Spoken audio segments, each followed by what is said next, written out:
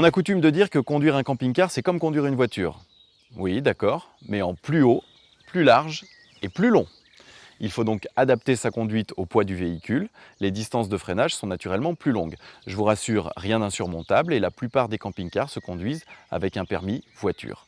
Les limitations de vitesse et le code de la route sont rigoureusement les mêmes. Avant le départ, n'oubliez pas de bien fermer les tiroirs et les placards, ainsi que les fenêtres et les trappes extérieures. N'oubliez pas de ranger les affaires qui traînent. Autant par sécurité que par confort, des objets mal calés peuvent vite faire un bruit insupportable en roulant. Bien entendu, on reste attaché durant tout le voyage. Une fois au volant, oubliez le rétro intérieur, il ne sert à rien, sinon à surveiller les éventuels passagers arrière.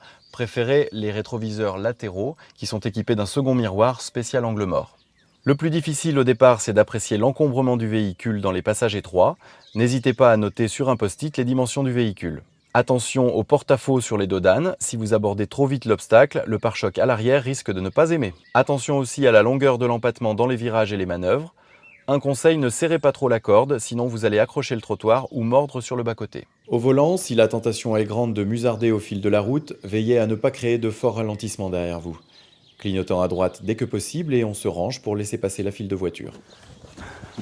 Autant le dire tout de suite, il n'existe pas de solution miracle, seule l'expérience vous permettra de déjouer les petits pièges de la route. L'autre difficulté, après celle du gabarit, c'est de respecter la charge utile du camping-car et de rester absolument dans les limites du PTAC, 3500 kg pour la plupart des camping-cars légers.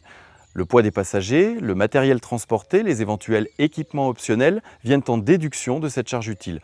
Le chargement doit donc être fait avec beaucoup de précaution.